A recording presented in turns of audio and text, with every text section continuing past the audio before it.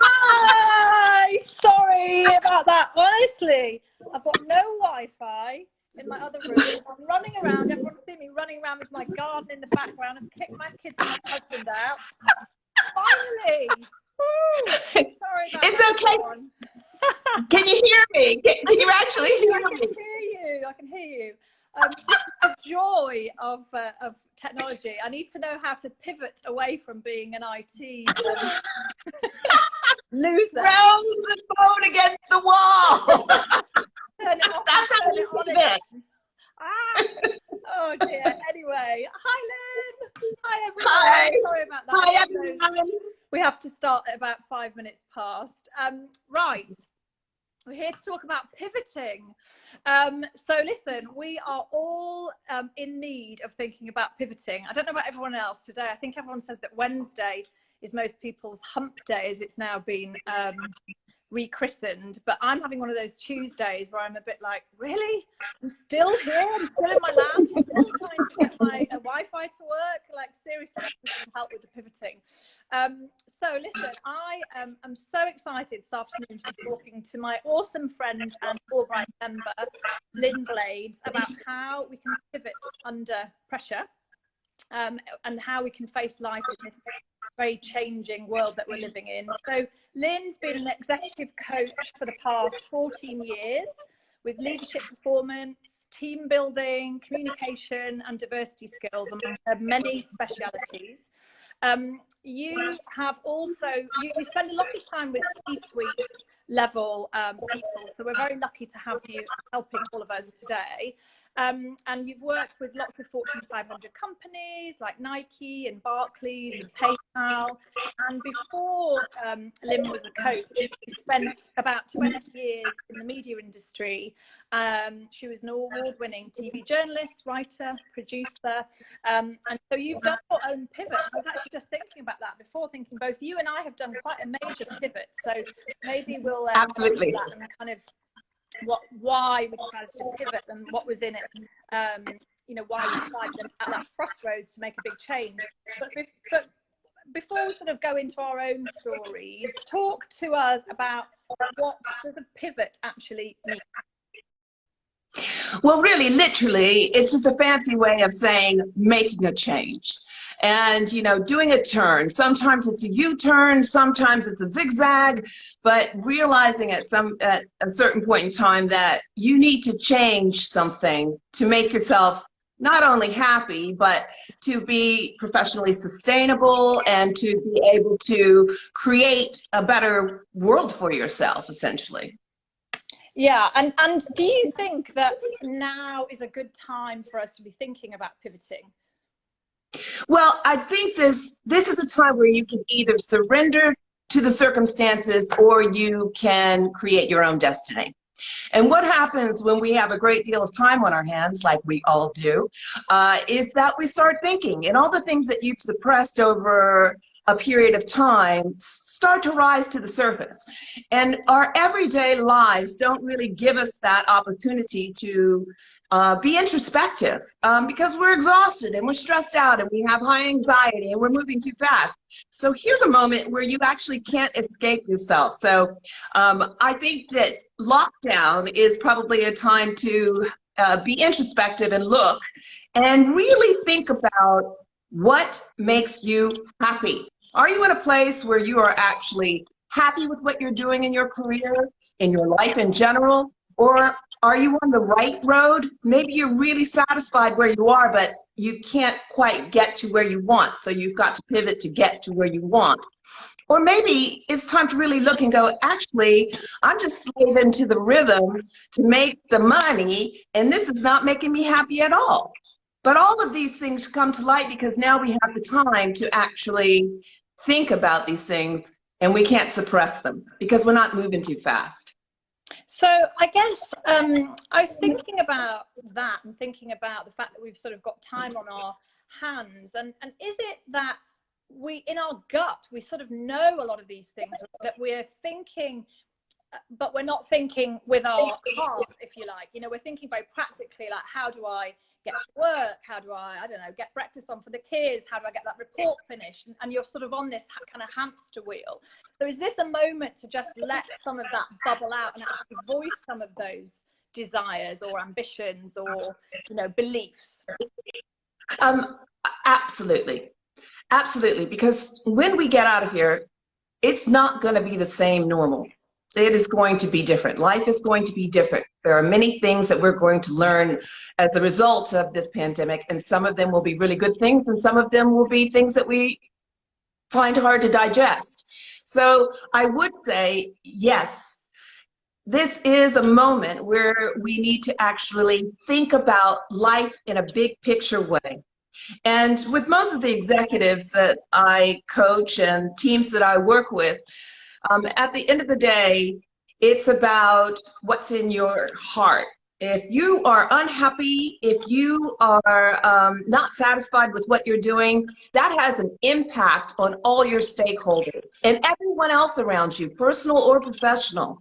So it's time to clean out the closet, essentially. Take out the skeletons, throw them out, get, you know, clear out everything that doesn't do you any good, and just bring in some fresh air once it's coronavirus free. I can't wait. So, okay, I love the whole sound of that. I love the idea. I love the thought that we've got to think about our own happiness, let those feelings come to the surface. But practically speaking, is there a framework we can use? How do we actually do that? I think it's very important for people to understand what their strengths are. If you are in a situation where you feel like you've had it and this has been a chance for you to just be in your own environment and go, I like this actually, I think I'm more productive in this space than I ever am in an office. Or if you're in an office and you're quite happy with your situation, but you're not on the right track, these are the things that I think you should do. I think you should take out a little book. I have a little book called Book of Inspirations. And when thoughts come to my mind, I write in the book. So I would say to you, take out that book and write down 5 strengths. 5 strengths that you have, that you know you have. Things like your ability to inspire, empower others, delegate, to envision things, so on and so forth. Practical strengths that you can, you're a people motivator. Write those strengths down, the things that you think are your top 5, and look at them. It's almost like making a mind map. So you put those strengths in the center of a piece of paper. I love paper. I do love paper. Paper and pencils and pens and colored pencils too. Take those and put those strengths in the circle. And then look at those strengths and say, do I have a super strength? Is there one thing that stands out in particular that is a super strength for me and that I can use all the time to bring people to me, to empower people, to create, and to be happy? Once you find your super strength, then you kind of need to understand how you work as a personality. How does your personality impact those around you, and how do their personalities affect you? So I ask my clients to do what's called a DISC personality test. And it's a leadership personality test, but I know there's a lot of them out there. And some of you have already probably taken a personality test, but this one is so different to me because what it does is not only highlights your strengths and weaknesses, but there's 4 different types of personalities, essentially. And they are leadership as well as personal traits. So you're either dominant, you're an influencer, you're steady, a steady Betty, or you're conscientious. And some of those personality traits are not really adept at pivoting. They like the stability of staying on the on the even line with inside a structure. And some of those personality types are more adept at being able to think outside the box, work outside the lines. But we all require what each personality brings to the table. Can So you knowing go through them, Lynn? Go through the 4 and give us the sort of traits, just so we can try and help to identify or self-identify. Yeah, absolutely. And you can do a disc online, actually, if you want to. But so a dominant personality is just as it says. I'm a dominant influencer. For some reason, I thought I was like a conscientious, steady person, but I could have told you that. he knows me. He knows I'm dominant. So that just goes to show you, after coaching for all of this time, you don't really, sometimes you just don't know yourself because you're not slowing down long enough. But a dominant person would be motivated by results. You're results driven. You like to be recognized. You have a fear of being taken advantage of. When you're overextended, you're aggressive. You are impatient, like I said, result driven, and you're competitive and demanding. Well, if you're an influencer, and many of us lie on the line, you usually have 2 dominant trait personalities. So you'd have a dominant, like I said, I'm a dominant influencer, or you could be a dominant conscientious, or so on and so forth. So if you are an influencer, you're motivated by recognition. You fear rejection. You are overextended. When you're overextended, you're disorganized. And your good traits are you're enthusiastic, you're optimistic, you're talkative, appealing, and gregarious. Okay. If you're conscientious, you're motivated by the truth. You can't stand it when people are not direct. You fear the risk of uncertainty. You're that person that likes structure. When you're overextended, you're critical. And your traits are that you're accurate and you're meticulous, and you're analytical and independent. So that type of person is actually capable of pivoting, but would need to probably push themselves outside of your comfort zone. Okay. And finally, if you're a steady Betty, you're motivated by the status quo.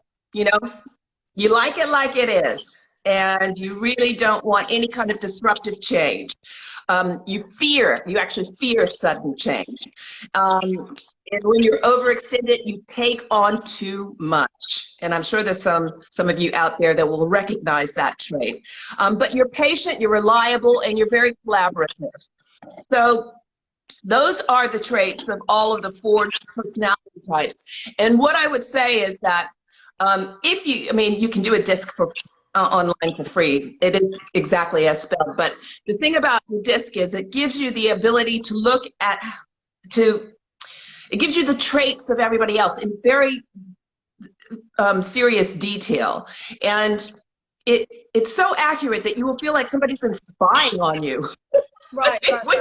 When you do it, it's so accurate, but you'll also be able to pinpoint things about other people, and that will change your approach, and you'll know what presses their buttons. Is it one of those interactive things where it asks you loads of questions and effectively you can't lie because it keeps asking you the same question in a slightly different way? No, it is actually just kind of, you have to do it without over processing. It's right. like, You have to just answer really quickly. Got it. Answer the questions. Can you only be part 1 that's next to you, if you see what I mean? So you couldn't be. No. Oh, you can't. Okay, right. No. Yeah, I mean, for the first time, I saw a combination I've never seen before in the last leadership summit that I did, and that was a conscientious steady, which is a very, very highly unlikely, and we had 3. But that was with people that were from the home office, so it's a different kind of personality type that's going to work in the public sector as well. So, and there's a big difference between personality types in the public sector and the private sector. Right. So usually a lot of dominant influencers in the private sector, and more kind of conscientious and, well, there's dominance, of course, too, but you have more conscientious and more steadies in public sector work. Okay, so we've done that. Let's say we've done the work. And also, I think it's probably worth saying that if you're struggling a little bit to work out what your strengths are or what your personality type is, ask the sisterhood or ask your friends and family, because they can really absolutely feedback. Because sometimes you can't recognize, or you think that one of your strengths is actually a weakness, which is quite interesting when you get other people to feed in. So let's say we've done that work. Then what? What are we doing next? Okay, then I would tell you that you really start to explore what makes you happy. Like, what are your passions? When you look back, and I really like my clients to go back to childhood, what made you happy? What was the thing that got you excited? And then look at what you're doing right now. Is there an element of that in what you are doing? Do you feel fulfilled? You know, what fulfills you? I mean, these questions sound like they're such, you know, kind of big idea, lofty questions, but these actually are the essence of who you are. If you don't know the answers to those questions, you're a bit of lost in space. So it's important for you to know if you're happy. I think happiness is fleeting, and I strive for contentment. And if I can get contentment, you know, 80% of the time, I think I'm doing really good. You know? Okay, but Lynn, fair enough. So Lynn, someone's just put a question up, which I think is a good one. And it's saying, if you're so disconnected from your passions, you can't even remember what they are anymore. What do you do? And also, just to build on that, I'm always really interested that you talk about happiness. When you're thinking about an executive coach, people think that they're talking to you just about their career. But what you're talking about is life, right? You're talking about how can I be happy as an individual. And I think that's I've rarely heard a coach say that, because it does tend to be either life or work. But you talk about happiness across the board. Why should it be either, Anna? You know? When you get down to it, why should you have to sacrifice your personal happiness to be successful? And I firmly believe that you can have both of those things. And I really believe that you are more successful if you figure out what makes you happy or content. And that spreads to your stakeholders, to everybody that you're working with, and they will give you more and be more productive. And if you're so far separated from your passion, you really need to step back. You need to step back. You need to go through some old photographs of yourself and find the ones where you're smiling and recall what it was that made you happy. What was it? You know, was it music? Was it art? Was it your family? Was it, you know, partying? Whatever. Find a way to reconnect. And usually we can reconnect by going back in history and looking at things that we've kept because they were special and they remind us of special moments, or photographs that remind us of things that, you know, lit us up, you know, or made us sad. But reconnecting that way with something quite physical is an excellent way to rediscover what you're passionate about. And of course, I would say reading and writing and expressing yourself. And it's funny that you say, Anna, about, you know, you think you're talking about business, but when you have an executive coach. But I feel that a very good coach is a holistic coach. And you can't be truly effective unless you know who you are, and you know what your strengths are, and you know what makes you happy, and you have a sense of, you know, what others need. Well, but you can't get there until you know what you need. And it is purpose. It's permission, it is purpose. Giving ourselves permission to think about holistic happiness. I think we tend to box it off and sort of go, can I be happy at work? Well, I am happy when I am with my kids, or I'm happy at the weekends, or I'm happy when I'm playing tennis, or whatever.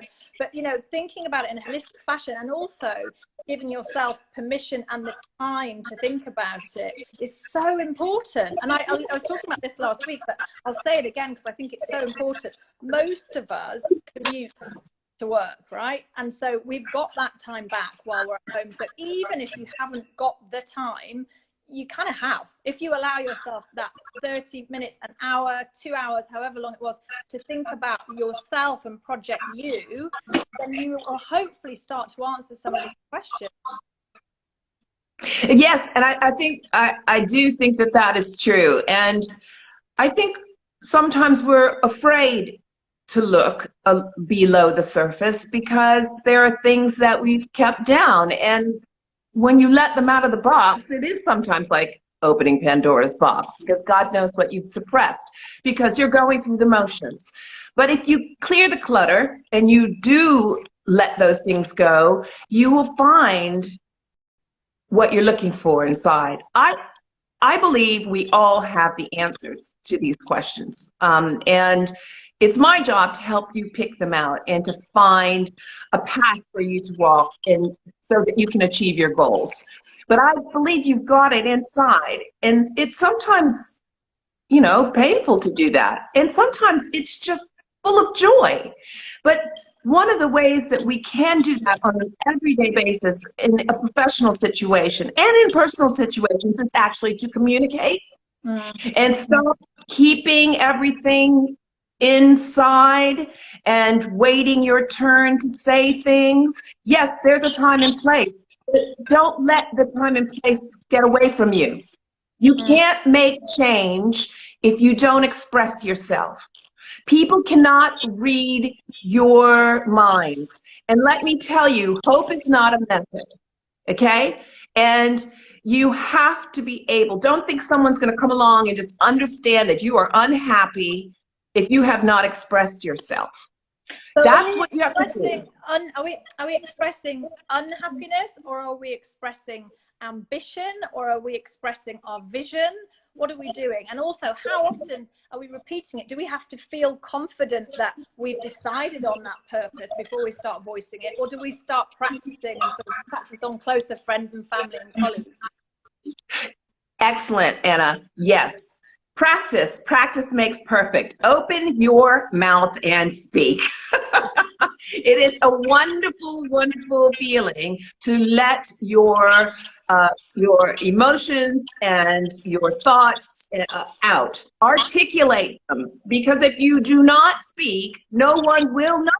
And that is the thing. And yes, you can start in bite-sized pieces.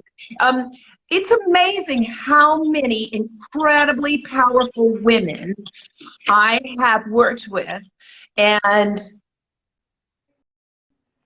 they're led by fear.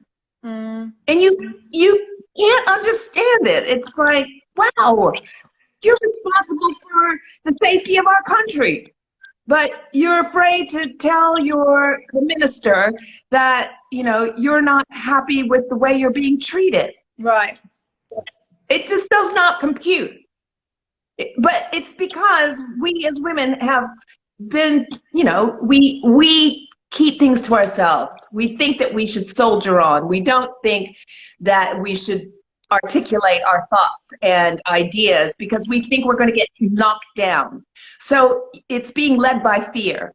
You know, and you would just be amazed. It's like the guy who applies for the job where he doesn't have all the qualifications, but he has no trepidation about trying for the job anyway. Where we will go, well, I don't actually have this qualification. I don't tick every single box. Nobody ticks every single box. Nobody. Yeah. You just go for it. You know, you just have to take a risk. You have to be able to fail and not kick yourself. You just dust yourself off when you fail, and that's how you learn. But Lynn, you are such a kick-ass person, okay? You are very confident.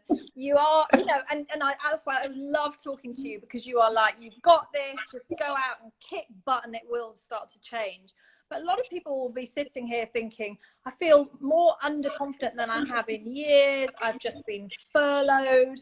I don't know where to even start. So how do we build up from that place to being the kick-ass Lynn Blade?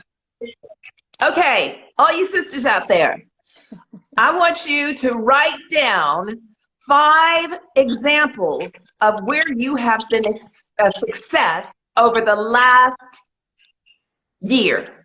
I bet each one of you, I don't care how big or small, but I bet each one of you out there can name 5 things that are examples of how you have been successful and achieved something. And the reason why I want you to do that is because of situations just like this. When we are sitting in lockdown and feeling insecure and not knowing in very uncertain times what's on the other side of this virus, you need to open up that little book of inspirations and look exactly at the 5 things you achieved, and I'm sure that actually you could achieve more. You could probably write more than 5 things down that you were great at this last year, that you achieved, and you just need to write it down and do it and believe it. You have examples. Write it down, what you did, an example of it. So it's not a lie, it's the truth. It's in black and white. And just remind yourself of it every day. And every day that we're in isolation, write something down that you achieved that day that you were really glad you did. Yeah. Instead of picking up a bottle of wine, which is always so tempting at this point in time. Write it down before you pick up the wine.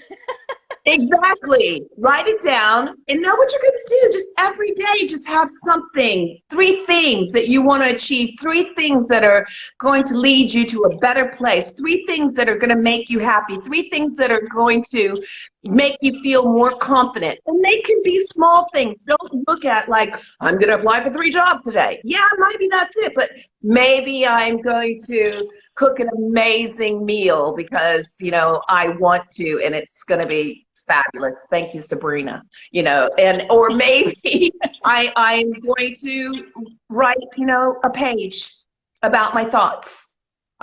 Maybe I'm going to have a constructive conversation with my teenager. You know, because I have this opportunity to get to explore and to know her better. Maybe I'm going to reach out to one of my colleagues and make sure that they're fine. Or maybe I'm going to pull that unfinished thing that I have not finished, and I'm going to finish it today. How many unfinished projects do we all have? You know, take them out. Finishing something gives you a great sense of confidence. It gives you a sense of achievement. It doesn't have to be big. Take little steps. And with each little step, you will become more confident. But you have to take the steps. And it starts to become a habit after a while, doesn't it? Absolutely. Absolutely. And the other thing is, I thoroughly believe in a positive mindset. And I'm sure all of you out there have, you know, like Beyonce, she's got Sasha Fierce on one shoulder and she's got the little devil Beyonce on the other saying she can't do it. Well, she adapts Sasha Fierce because Sasha Fierce is fierce and telling her that, girl, please. You just need to go get your shit done because you do have to go get your shit done. And we all have that. We have all experienced that little devil saying, you can't do that. You can't do that. I just knocked that bitch right off my shoulder and say, get out of my way. Well, and because I have the moment when you did feel fierce, that's that point, isn't it? Because there are moments where you're like, do you know what? I did nail that. And again, I can't say it enough, if you're unsure to start with, ask your friends, ask your colleagues, ask your family, and they'll give you something and then you get started. So we're nearly out of time, Lynn, but I've got a question here for you.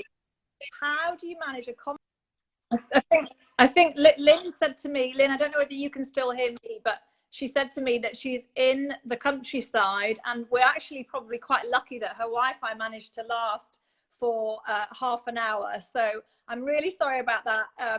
The answer to that question, we're going to have to write that up. I'll stick that up on Connect. I'll ask her what the answer to that was. I'm sure you'll join me in thanking Lynn. What an absolutely amazing session. I could listen to her all day. Whenever you're feeling doubtful, just think about what Lynn's saying. Let's write down what we're really good at. Take the time, make it a habit. Thank you so much for joining. Please join me again tomorrow. I'm on at 3:30 with the incredible Olympic gold athlete, Dame Kelly Holmes. Don't forget to join the community for more conversation, more information at AllBright Connect, and follow us on social for updates, great content, and also information on upcoming events. Have an amazing day. Think about the pivot. Think about what you're brilliant at. You are all brilliant. Just write it down and start to think about Project You and how to be happy. Okay, thanks everyone.